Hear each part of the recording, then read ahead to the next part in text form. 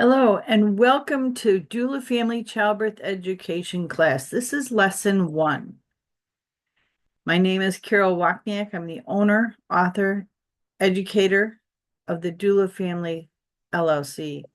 We are a legacy business, family business, and we welcome you. We're thrilled that you've chosen the Doula Family Childbirth classes. We have served over 4,000 families and delivered over 1,200 babies.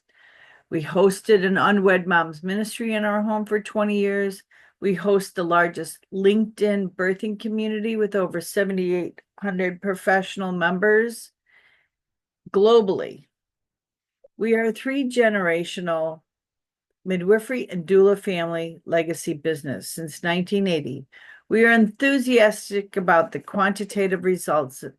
These classes are designed to inspire, encourage you to become skilled in God's design of childbirth. Quality education is a pathway for you to be an advocate, an informed consumer for you and your family. Having a safe and healthy mom and baby is our goal. This is our family. We grew up with births. Because I had laboring moms in the house, they came and stayed with us, single unwed moms. This is our community. So this is our network of family and friends who are multiple birth workers as well. We are a doula family. 6 of my daughters, as you can see, 3 of them here. Here's number 4 down here, number 5. And here is my oldest. On the bottom left-hand corner is Lori Beth. She was the midwife of our family. And you can see in the top right corner that my daughter just delivered in the tub. My oldest was the midwife. My number 4, Becky, she and I were the doulas for my own family in this birth situation. So I want to welcome you and let you know that we have been doing this for a very long time. So our Doula Family Childbirth educators and doulas are dedicated professionals who have completed rigorous trainings and fulfilled annual educational requirements. They are motivated by a genuine calling to teach, and they are passionate for sharing valuable lessons, life skill lessons drawn from their own personal experiences and continued learning. We offer educational information only and do not provide medical advice. To help you become an informed consumer, we encourage you to conduct your own research, read widely, maintain open communication with all professionals as you encounter them, and our program offers a comprehensive overview of key topics, is not intended to address individual situations or provide personalized medical recommendations. The most important person or persons in this childbirth class series is you and your story and your baby's journey. Principle number 1, honor the miracle of life. For you created my inmost being. You knit me together in my mother's womb. I praise you because I am fearfully and wonderfully made. Your works are wonderful, and I know that full well. Psalms 139, verses 13, 14.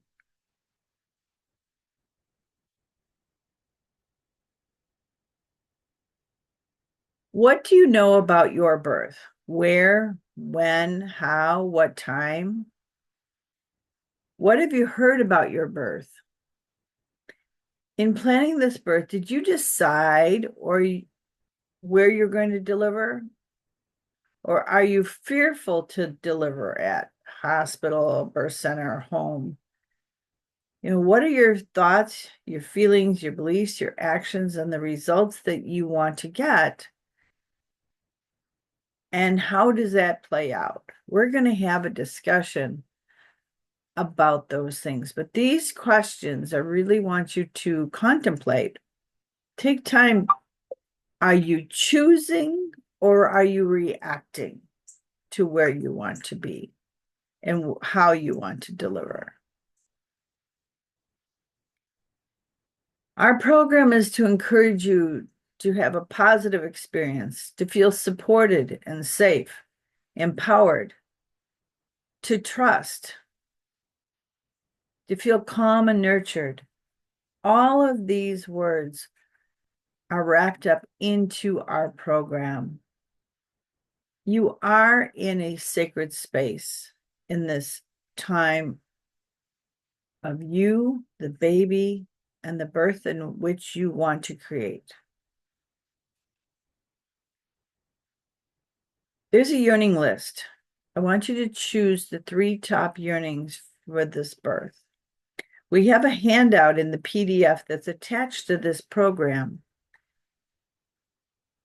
And I want you to share your 3 top yearnings, one with each other, you and your spouse and your birth professional, whether it's a midwife, a doctor, a physician's assistant, whoever you're going to, with your doulas. These are important. These are our yearnings, our soul's yearnings. This is the example. I yearn to be secure and safe, to bond, to connect, to trust, to satisfaction, to love and care for, or respond to others, to nurture. We have 58 yearnings. And I'm going to give you an example. The yearning to be loved, wanted, and valued. We experience that from the ages of 0, the day of your birth, to 6 months. When that yearning hasn't been met, or you think it's going to be met, but you're not aware that that's the yearning, that's, for example, for unwed moms, that's the button that gets hit. They wouldn't normally allow themselves to be in an intimate relationship if they didn't think that they were going to be loved, wanted, and valued. So when we know what the yearnings are for this birth, so that we have 2 pages, and as they say in the PDF, you'll be able to print these out. We want you to know that you matter, right? Some people, it's important they feel connected to something bigger than themselves, or they want to know God more. If your yearning is to feel safe and secure, and you believe you're safe and secure at home, and then we come along, or your practitioner, or your family or friends come along and say, the sky is falling, so to speak, stories about having a home birth or having a hospital birth, whichever the story goes, if your yearning is to feel safe and secure, that button's going to hit and it's subconscious. And things don't go well when we hit these different buttons. If we feel isolated and we don't feel like, and our need is to belong, to be part of a community or a family unit, this can be really difficult for someone who has no one there to support them. No one that they trust, they love, or care about, or feel that they're loved and cared about.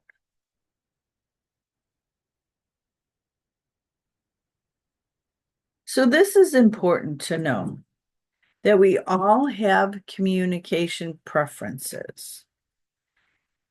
and to identify the sequence of your communication styles. What is your number 1, 2, and 3? And we're going to go over these. There will be a handout, and there are cards, large cards in these colors. So the blue is a bottom line thinker. Get to the point. They want everything short and sweet. Then we have the visionary. The visionary looks at the big picture. It will drive them crazy if somebody tells them they have a dream. For example, this just happened recently. One of my students' friends was visualizing her dream birth. She wanted to be at home in a birth tub, and she just really loved the image and the feelings that she received. To her, her yearnings would be met. She would be heard and understood. She would feel safe and secure, and she would be able to control her environment. Now, my student, who is a very strong green communication preference person, she's outlining all these little details. And the visionary only likes the picture, the bubble, and the emotion, the image, to make the person who has a green preference feel safe and secure.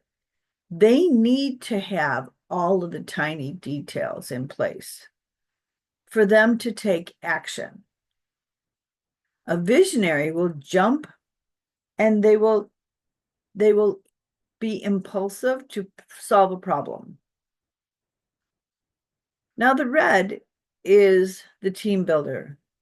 Who are the 3 people that will support me? They want to make sure that the person has as many of their needs met as possible, and who's going to do it. The interesting thing is that we need all 4 preference communicators. So we need somebody who is clear and direct and gets to the point, like the blue. We need the visionary who can understand the person's vision. We need the person who's going to pay attention to the details, make sure all the birth equipment's there, the birthing tub is blown up, that there's warm water in the tank, and the team builder who is going to be there to support, whether it's family members, children, midwives, nurses, doctors, no matter who it is. So this just gives you an idea. As I say, there are attachments in a PDF to this program. We want to help each other understand each other's communication preferences to cause harmony. In a birth, whether you're at the hospital, we'll just use that as an example. When you don't know the different communication preferences, for example, if it's the doctor who's a blue and he just says clear, quick, and direct, get to the point conversation, the person who is a warm fuzzy, red, for example, might think that the blue communicator is harsh or not compassionate. That's not true. It's just the communication preference that they're using. So I'm going to share a real story. This communication preference program I learned from a dear friend. His name's Bill Sturley, and he's called the 28-minute man. He can go into a situation, a family, a business, corporation, have everybody talking in 28 minutes because he understands how others communicate. So by looking at these communication cards, in my sequence, I am red, yellow, green, and then blue. My husband is blue, green, yellow, then red. The important part of this is that your fourth one, your fourth color, so let me go back. The fourth color, which is my husband's, and I am a red, he is a blue first. So in the sequence of communication, you would have resistance, and you'd probably fire your fourth. Now, in a husband and wife situation, many husband and wives are opposites as far as their strengths. That's the beauty of this program, is that you get to understand the other person's communication preference. It is not personal. But I was at a conference that I was going to every year. And one day my husband was blowing up my phone. And I said, would you help me with, I went over to Bill and I said, would you help me with this? And he looked at the texts and he says, oh, yeah. And he says, well, he wants to know, are you having a good time? When you coming home? And that you love him. I said, you got that out of this? And he said, yes. And so I said, well, what do I say? And he says, well, tell him you're having a great time. You'll be home on Tuesday and I love you. So I text that. And what I got back was, have a good time, honey. I said, where have you been in 40 years of marriage?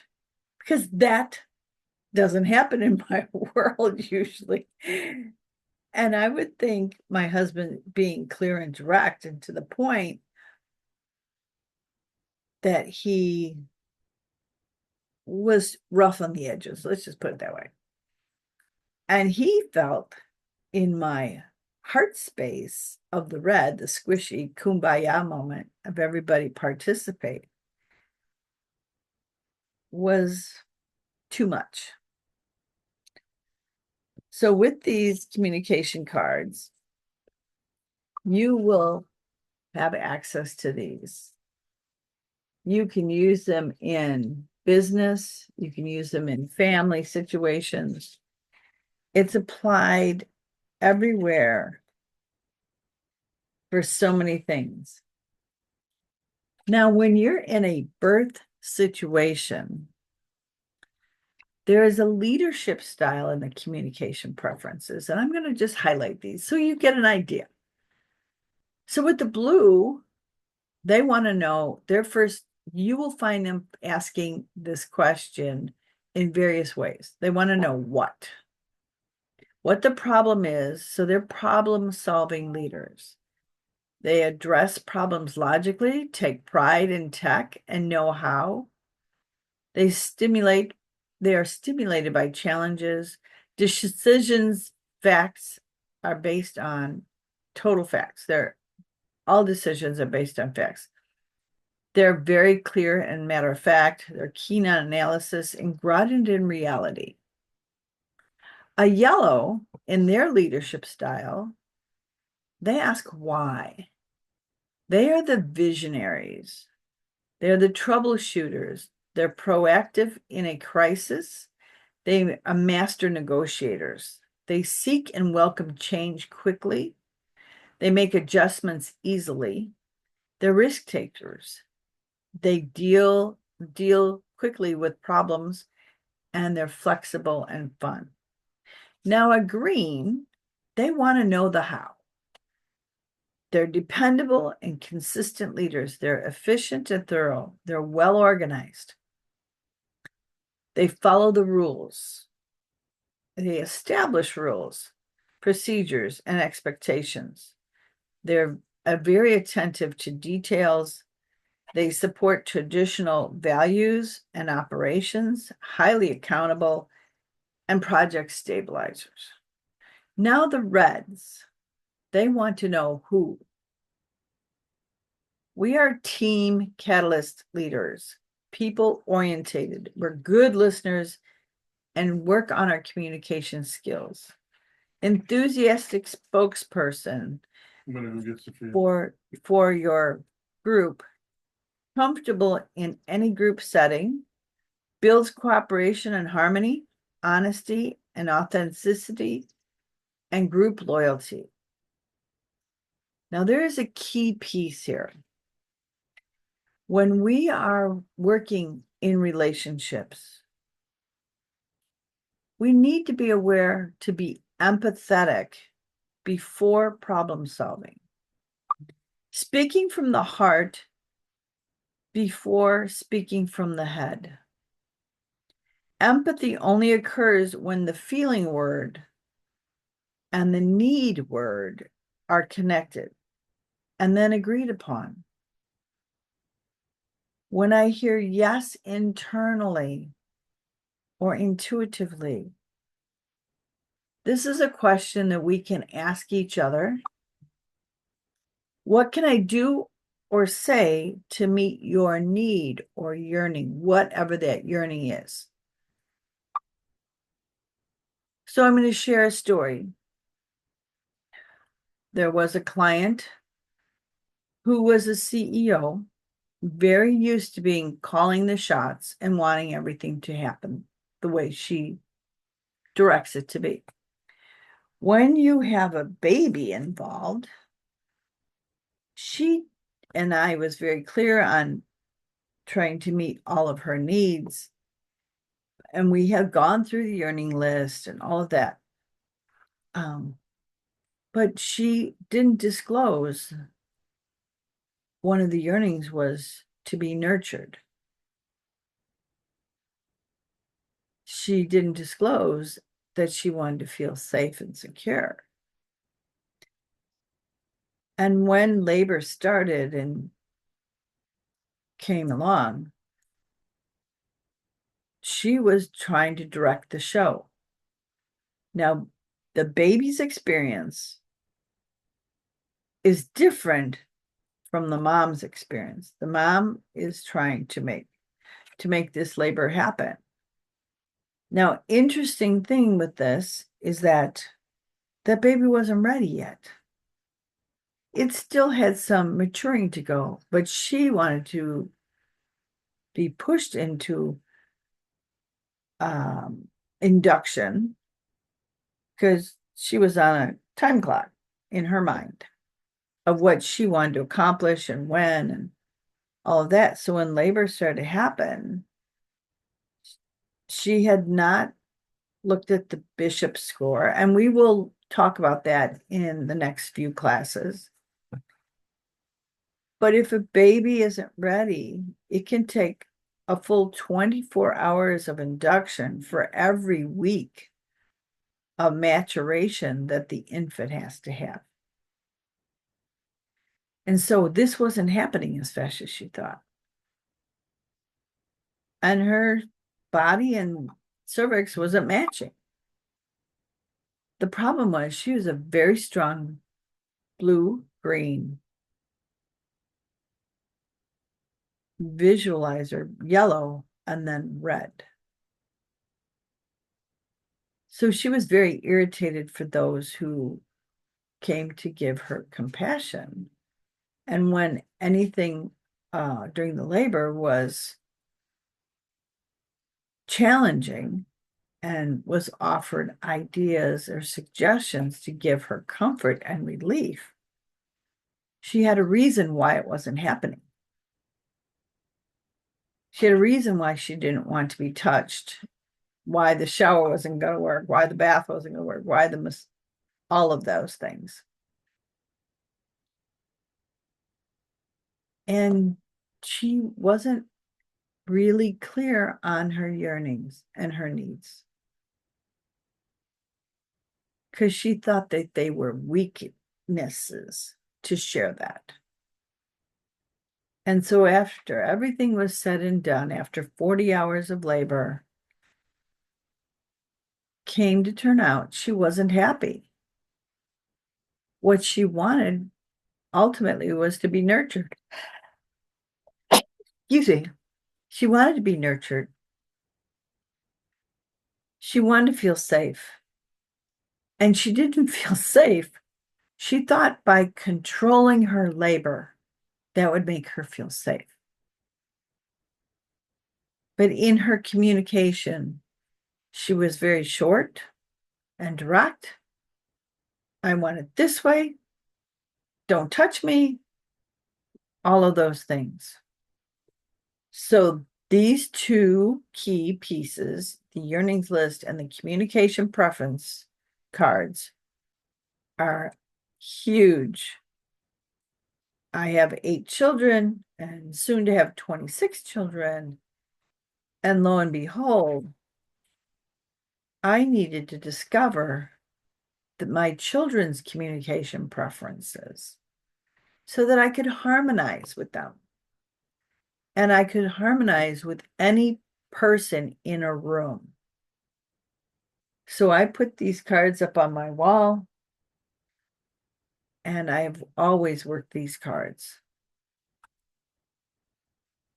We are going to do a relaxation exercise. So I want you to find a comfortable place in the chair, recliner, on the couch, in bed. And during this relaxation exercise, I just want you to close your eyes and just allow yourself. So I want you to close your eyes and imagine that you're on a beach and it's totally empty. It's just you and your spouse or your loved one, significant other, or just you and the baby, whichever that might be. I want you to take a deep breath as far as you can and release it. And take another deep breath and let it go. And I want you to take one more deep breath, but I want you to, when you're taking in the breath, I want you to inhale and tighten up your face and your shoulders and your knees and your arms and your legs and your toes and curl those to it and make it all tight, tight, tight, tight, tight, and let go and release the breath. And take another deep breath, and I want you to tighten up everything up, tight, tight, tight, tight, tight, tight, tight, and let it go. And take another deep breath and totally relax, intentionally relax. Relax your toes, your feet, your ankles, your calves, your knees, your legs, your hips, your stomach, your lower back, up your back, your shoulders, your neck, and your face. Totally relax. And I want you to imagine that you're laying on the beach and the sun is just bathing you. It's warm. It's not super hot. And you can hear the birds. You can hear the seagulls. Totally relax. And take another deep breath. And I want you to notice that the wave is coming up and it's just massaging your feet, and the water is so warm. It's just like a bath. Totally relax. And just feel it as the wave pulls back. And take another deep breath. And I want you to feel the warm water coming back up over your feet, your ankles, and your shins. And it's just sitting there ever so slightly. It's not going anywhere. It's safe. You're safe. And ever so slowly, it starts to pull back, and you can feel some of the sand particles going with the water tickling your feet. And slowly it eases back.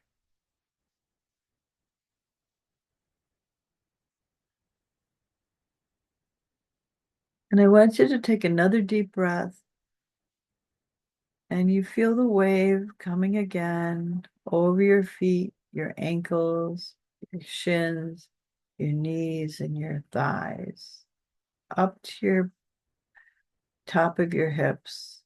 The water's just sitting there. It's warm and relaxing. It isn't rushing. There's nothing to chasing anything. There's no reason to rush. The sun is warm. The breeze is blowing through the palm trees. The birds are calling. Everything is safe. And you just start feeling that the wave is pulling back ever so slowly. And you can feel the sand particles going around your legs and your feet as it pulls back. And take another deep breath. And the wave is coming back over your feet, your ankles, your calves, your knees, your legs, your stomach, and up to your chest. And you're totally at peace. You feel safe and secure. You have nothing to worry about. The water is warm. The sun is warm. It's peaceful and serene. It's just you and God in this moment.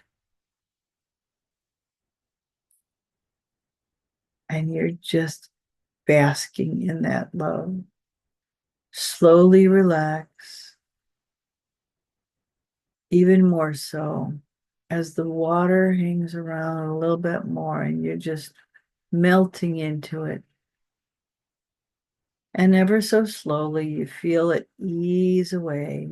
There goes the water slowly over your tummy, over your hips, your legs, your knees, your shins, your ankles, and your feet. And there really isn't any temperature change. The breeze is blowing, but you're not cold. You notice how relaxed everything is from your nose to your toes. And you take another deep breath, and slowly upon slowly, that wave rides up again, up over your knees, your hips, your stomach, your chest, and it's just under your chin. And the water is just nurturing you. You're soaking up just that love and comfort, to be cared for. You don't have anything to rush about. Nothing's there but you and God and the water.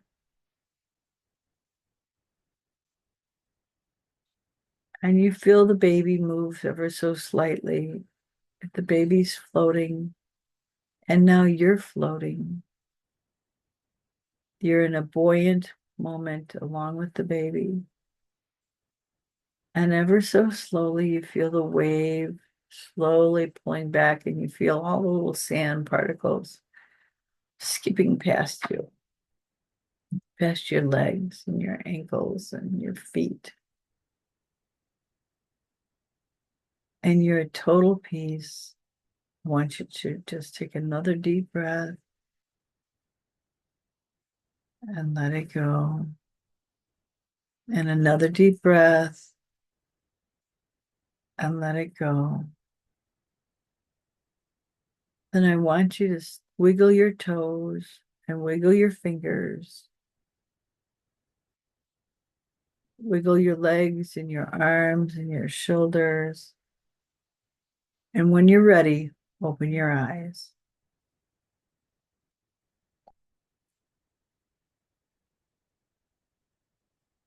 How did that feel? It's nice to be on a beach.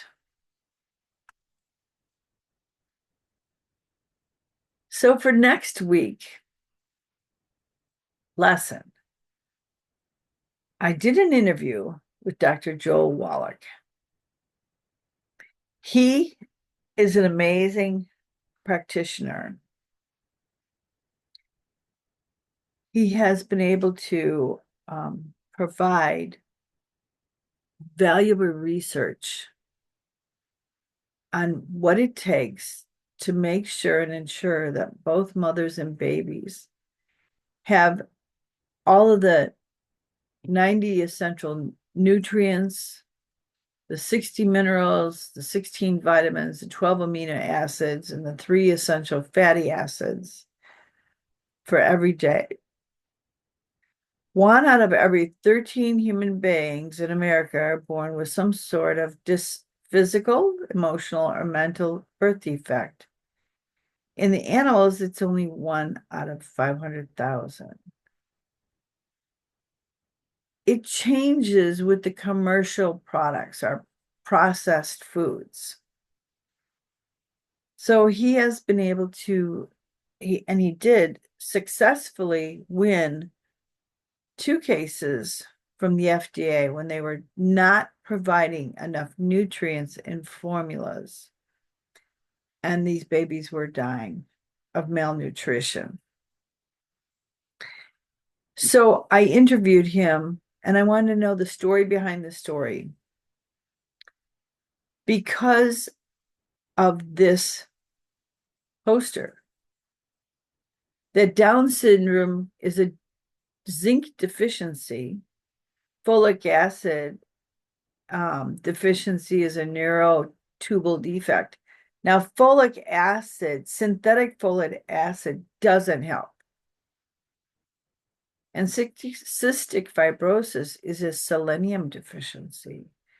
There are so many things that show up. Our food supply, our soils have been trashed. Our